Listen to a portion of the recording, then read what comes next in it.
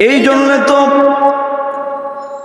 যদি কোনো মুসলমানের কাছে আপনি 10টি দেশের ভিসা দিয়ে 10টি দেশের ভিসা আপনি কোনো ব্যক্তিকে আপনি হাদিয়া করেন, কোন একটা মুসলমানকে বললেন আমেরিকা যাওয়ার একটা ফ্রি ভিসা দিলেন, কাতারে যাওয়ার একটা ভিসা তাকে দিলেন, মালয়েশিয়ায় যাওয়ার জন্য একটা ভিসা তাকে আপনি দিলেন, আপনি জার্মানে যাওয়ার জন্য একটা ভিসা একজন ব্যক্তিকে দিয়ে দিলেন। এমন করে করে যদি আপনি পৃথিবীর নামি দামি 10টা দেশে যাওয়ার একটা ভিসা সবার একজন ব্যক্তিকে 10টি দেশে যাওয়ার ভিসা দিয়ে দিলেন, তার মধ্যে ওই 10টি ভিসার মধ্যে আপনি যদি মদিনা শরীফেরও একটা ভিসা তাকে দিয়ে দেন, তাহলে যদি প্রশ্ন করেন যে এই 10টা দেশের মধ্য থেকে তুমি যে কোনো একটা দেশে ইচ্ছা করলে ফ্রি ভাবে ঘুরে আসতে পারো,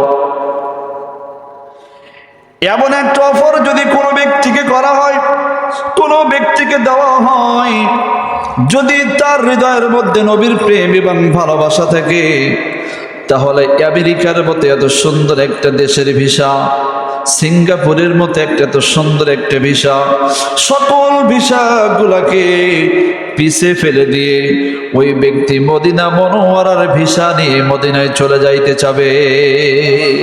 ঠিক কিনা বলে? সমস্ত ভিসা কোন দেশে সে যাইতে চাবে না, একমাত্র মদিনার ভিসা যদি সে পেয়ে যায়। কথা বলেন ঠিক কিনা? কারণ প্রত্যেকটা মুমিন মুসলমানের হৃদয়ের মধ্যে একটা আকাঙ্ক্ষা আছে যে কবে, কোন সময়, কোন দিন রাসূল পাক সাল্লাল্লাহু আলাইহি সাল্লামের রওজা শরীফ অর্থাৎ মদিনা মুনওয়ারায় পৌঁছে যান। কারণ মাদারিজুন নবুওয়াত কিতাব সহ অসংখ্য অগণিত মুহাদ্দিস ইকরাম বলেছেন মদিনা মুনওয়ারা এটা রাসূল পাক সাল্লাল্লাহু আলাইহি ওয়াসাল্লাম নিজেই বলে গিয়েছেন মদিনা শহর হলো একটা শান্তিময় শহর। সুবহানাল্লাহ বলেন। মদিনার মধ্যে শুধুমাত্র রাসূল পাকের প্রেমিকদের জায়গা হবে। এই মদিনা শহর এমন একটি শহর যে শহরের মধ্যে কোনো মুনাফিকের জায়গা হয় না। সুবহানাল্লাহ বলেন। মদিনা এমন একটি জায়গা, তুলার মধ্য থেকে যেমন একটা চুল বাহির করতে গেলে কোনো কষ্ট হয় না, চুল বাইরে চলে আসে টান দিলেই, ঠিক তদ্রূপ মদিনা এমন একটি জায়গা যেখানে শুধুমাত্র আশিকে রাসূলরা থাকবেন, নবীর প্রেমিকরা থাকবেন, নবীর উম্মতগুলো থাকবেন, সেখানে কোনো মুনাফিকের স্থান নাই। যেমন তুলার মধ্যে টান দিয়ে চুল বাহির করতে কোনো কষ্ট হয় না, ঠিক তদ্রূপ অটোমেটিকলি মদিনার বেল্টের মধ্যে থেকে, মদিনা শহর থেকে মুনাফিক ইমান দুশমনের রাসূলদেরকে ঠিক অমন সূক্ষ্মভাবে মদিনা জায়গা দিয়ে মানে সেখান থেকে বাহির করে দিয়ে বলেন না সুবহানাল্লাহ। মদিনার মধ্যে কোনো অসৎ ব্যক্তির স্থান পায় না। এই মদিনা শহর মদিনাতুল মুনওয়ারা আমরা কতটা মহব্বত করি, ভালোবাসি, ইজ্জত করি। আপনি আমি তো ছোটখাটো তুচ্ছ একজন ব্যক্তি, কিন্তু আমরা 4 মাযহাবের কথা শুনছি। কয় মাযহাব? 4 মাযহাবের কথা শুনছি। আমরা হলো হানাফি মাযহাবের মানুষ। সুবহানাল্লাহ বলেন। হানাফি মাযহাব, শাফি মাযহাব, মালিকি মাযহাব, আপনার ইমাম হাম্বল রাহমাতুল্লাহ এটি মাযহাব। 4 মাযহাবের মানুষ আপনার আমার এই পৃথিবীর মধ্যে আমরা বসবাস করতেছি। 4টি মাযহাবের মধ্যে যে কোনো একটা অনুসরণ করলেই ওই ব্যক্তি নাজাত পেয়ে যাবে। কি পেয়ে যাবে? নাজাত পেয়ে যাবে। আর যারা মাযহাব অনুসরণ করে না, মাযহাব মানে না, এই ব্যক্তিগুলো নতুন একটা দল তৈরি করেছেন। আমরা ওদিকে যেতে যাচ্ছি না। তো আমাদের মাযহাবের যিনি ইমাম, তার নাম কি? ইমাম আবু হানিফা রাহমাতুল্লাহ আলাইহি, যিনি তার জীবনে 50 বার হজ করেছেন। কয়বার? জোরে বলেন। 50 বার হজ করেছেন নিজের টাকায়। কিসের টাকায়? নিজের টাকায় তিনি 50 বার হজ করেছেন। সুবহানাল্লাহ বলবেন না? তিনি একটা ব্যবসা করতেন, কাপড়ের ব্যবসা। ওই ব্যবসায়ী টাকা দিয়ে তিনি প্রতি বছর তিনি মক্কা এবং মদিনায় সফর করতেন, হজ করতে যাইতেন। তার মনের মধ্যে শুধুমাত্র ক্ষুধা ছিল কখন মক্কা এবং মদিনায় যাব। কিন্তু আমাদের এত টাকা পয়সা হয়েছেন, এত টাকা পয়সা হয়, তারপরেও সব জায়গায় যাওয়ার ইচ্ছে হয়, কিন্তু টাকা খরচ করে মক্কা মদিনায় যাওয়ার ইচ্ছা হয় না। কিন্তু ইমাম মালিক রহমাতুল্লাহ আলাইহি তিনি জীবনে হজ করেছেন একবার। কয়বার? একবার। ইমাম আবু হানিফা রহমাতুল্লাহ আলাইহি থাকতেন কুফায়। কোথায়? কুফা। ওখান থেকে বহু দূর, মক্কা মদিনা। কিন্তু ইমাম মালিক রহমাতুল্লাহ আলাইহি তিনি থাকতেন মদিনায়। কোথায়? মদিনায়। তো মদিনায় থেকে তিনি জীবনে হজ করলেন একবার, আর কুফায় থেকে তিনি জীবনে হজ করলেন 50 বার। কয়বার? 50 বার। তো একদিন ইমাম মালিক রহমাতুল্লাহ আলাইহি লক্ষ লক্ষ হাদিসের হাফেজ ছিলেন, যিনি মদিনা শরীফের মধ্যে হাদিসের 10 দিতেন, হাদিস পড়াতেন, হাদিসের শিক্ষক ছিলেন। তো ওরা ছাত্রগুলো একদিন প্রশ্ন করতেছে, হুজুর আপনি এত বড় মাপের একজন মুহাদ্দিস, আপনি শত শত আলেমদের ছাত্রদেরকে, ছেলেদেরকে আপনি হাদিস শিখান, টাকা পয়সা তো খুব একটা অভাব নাই, ইচ্ছা করলেই তো যাইতে পারেন, মদিনা থেকে মক্কা শরীফে যাইতে ভিসারও প্রয়োজন হয় না, তো আপনি আপনার জীবনে একবারই হজ করেছেন কেন? আপনি তো ইচ্ছা করলে বারবার যাইতে পারেন। কিন্তু ইমাম আবু হানিফা রাহমাতুল্লাহ আলাইহি আবার কুফা থেকে 50 বার হজ করেছেন। আপনি কেন একবার? আপনি কেন মক্কা শরীফে যান না? মজার ব্যাপার হলো, ইমাম মালিক রহমাতুল্লাহ আলাইহি তার ছাত্রগুলাদেরকে ডেকে ডেকে বললেন, ও আমার ছাত্র, তোমরা শোনো, আমি যে মদিনা শরীফ থেকে মক্কা শরীফে যাই না, এর একটা বিশাল কারণ আছে। যদি এই কারণটি তোমাদের সামনে আমি বলি, তোমাদের সম্মুখে আমি যদি আলোচনা করি, হয়তো তোমরা অনেকেই হাসতে পারো, অনেকেই মানতে পারো, অনেকেই মানতে পারো না। কিন্তু মদিনার সাথে আমার হৃদয়ের সাথে এমন একটি কানেকশন রয়েছে, এমন একটি সম্পর্ক হয়ে গিয়েছে, যেই সম্পর্কের আলোচনা যদি তোমাদেরকে করি, তাহলে তোমরা বুঝবা আমি মদিনা থেকে কেন মক্কা শরীফে যাই না। সুবহানাল্লাহ বলেন। ও আমার ছাত্ররা, আমার জীবনে একবার হজ করেছি, একবার হজ করলে আবার হজের ফরজটা আদায় হয়ে গিয়েছেন। আমি যদি মক্কা শরীফে দ্বিতীয়বার না যাই, আমার কোনো গুনাহ হবে না, কোনো সমস্যা হবে না। এই জন্যে মদিনা ছেড়ে মক্কা শরীফে যাই না, কারণ আমি ইমাম মালিকের জীবনের সব থেকে বড় যে পাওয়ারটা, সব থেকে বড় যে ইচ্ছাটা, সব থেকে বড় যে আকাঙ্ক্ষাটা, যা আমি ইমামের মৃত্যু যেন আমার নবীর শহরের মধ্যে হয়ে যায়। সুবহানাল্লাহ। আল্লাহুম মারযুকনা শাহাদাতান ফি সাবিলিক ওয়াজআলনাল মাউতা ফি বালাদি রাসূলিক। সুবহানাল্লাহ। আমি ইমাম মালিক চাই যে আমার মৃত্যুটা আমার নবীর শহর হোক। সুবহানাল্লাহ বল। সুবহানাল্লাহ। কারণ নবীর শহরে মরতে পারলে আমার জীবনটা সার্থক হয়ে যাবে। নবীর শহরে মরতে পারলে আল্লাহ পাকের কাছে আমি অনেক দামি হয়ে যাব। সুবহানাল্লাহ বল। ও আমার ছাত্ররা, ইচ্ছা করলে আমি জীবনের প্রত্যেকটা বছর আমি মক্কা শরীফে যাইয়া হজ ব্রত পালন করে আসতে পারি, কিন্তু আমি যাই না। এই কারণে আজকে 40টা বছর হয়ে গেল আমি মদিনা শরীফের এই বাউন্ডারি পার হই না। সুবহানাল্লাহ বলেন। 40টা বছরের জন্য আমি মদিনা শরীফের এই বাউন্ডারি পার হই না, একটা মাত্র কারণ, যে আমি যদি মক্কা শরীফে যাওয়াকালীন, মক্কা শরীফে থাকাকালীন যদি আমার জীবনটা চলে যায়, আমার মৃত্যুটা যদি হয়ে যায়, তাহলে তো আমি ইমামের মৃত্যুটা মদিনা শরীফ হইল না। এই কারণে নবীর শহর ছেড়ে আমার জীবনে মক্কা শরীফ কেন পৃথিবীর কোনো জায়গায় যাই না, মনের মধ্যে বড় ভয় হয় যদি আমি মদিনা শরীফ ছেড়ে চলে যাই, তাহলে যদি আমার মৃত্যুটা হয়ে যায়, আমার জীবনের যে আশাটা ছিল যে মায়ার নবীর শহরের মধ্যে ইন্তেকাল করা, মৃত্যুবরণ করা, আমার জীবনের সেই আশাটা তো পূরণ করতে পারবো না। সুবহানাল্লাহ। এই জন্যে আমি নবীর মহাব্বতে ভালোবাসায় আমি মদিনা শরীফের মধ্যে থাকতে চাই। সুবহানাল্লাহ বলেন। কি মহাব্বত, কি ভালোবাসা ছিলেন মদিনা শহরের প্রতি তাদেরকে। শুধু তাই নয়, ইমাম মালিক রহমাতুল্লাহ আলাইহির ছাত্রগুলা দেখলেন হঠাৎ করে হুজুরের হাতের মধ্যে একটা কাঁটা ঢুকছে। কি ঢুকছে? একটা কাঁটা। যেই মুহূর্তে হাতের মধ্যে একটা কাঁটা প্রবেশ করলেন, ছাত্রগুলা ডাক দিয়ে বললেন, হুজুর আপনি এই কষ্ট কিভাবে সহ্য করতেছেন? আপনি আমাদের কাছে দিয়ে দেন, আমরা আপনার হাতের মধ্যে কাঁটাটা বাহির করে দিয়ে দেই।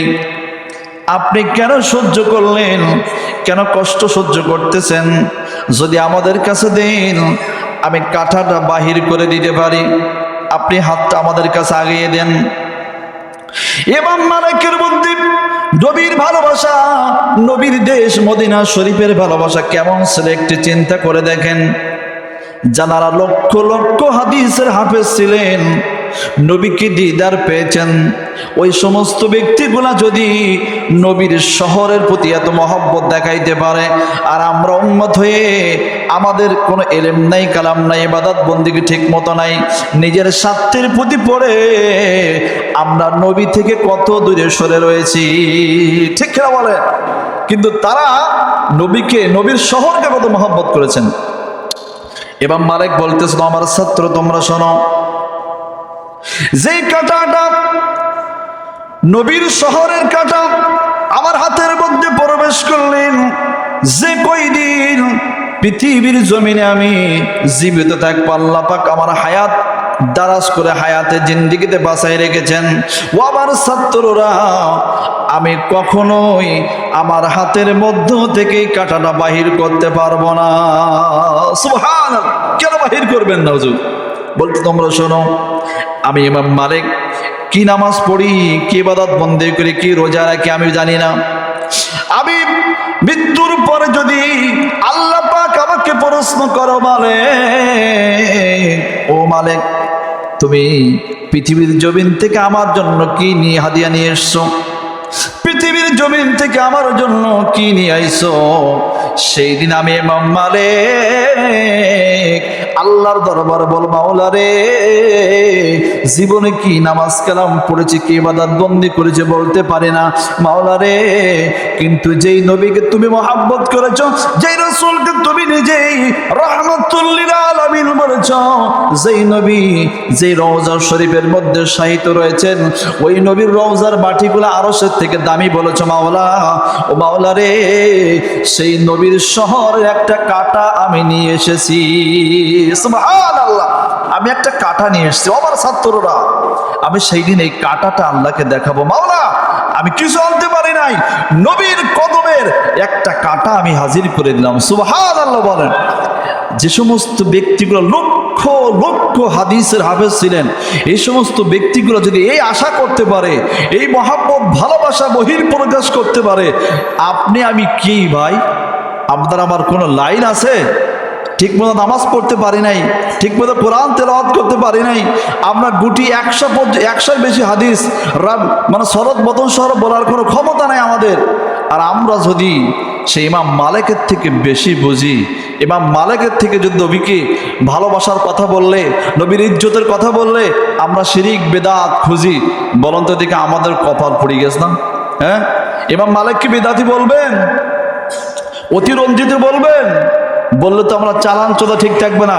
কারণ তানার কাছ থেকে প্রায় 2 লক্ষ হাদিস নিয়ে মুহাদ্দিসরা হাদিস লিখেছেন। সুবহানাল্লাহ বল। 2 লক্ষ হাদিস, 2 লক্ষ হাদিস কম। সিহা সিত্তা অর্থাৎ বুখারী, মুসলিম, আবু দাউদ, তিরমিজি, ইবনে মাজাহ 6 হাদিস গ্রন্থ মিলেও তো আপনার 50,000 হাদিস নাই। কয় হাজার? 50,000 হাদিস নাই। আর তানার কাছে একজনের কাছে ছিল 2 লক্ষ হাদিস। সুবহানাল্লাহ বলেন। শুধু তাই নয়, ইমাম আবু হানিফা রাহমাতুল্লাহ আলাইহি মদিনাকে কত মহব্বত করতেন, কত ভালোবাসতেন। ইমাম মালিক রাহমাতুল্লাহ আলাইহির কথা একটু পরে আবার আসতেছি। ইমাম আবু হানিফা রাহমাতুল্লাহ আলাইহি একবার মক্কা মদিনায় সফরে গেলেন। সফরে যাওয়ার পরে মদিনা শরীফের মধ্যে থাকাকালীন 1 দিন নয়, 2 দিন নয়, 8 দিন হয়ে গেল। কয় দিন? আরো জোরে বলেন। 8 দিন অতিবাহিত হয়ে গেল।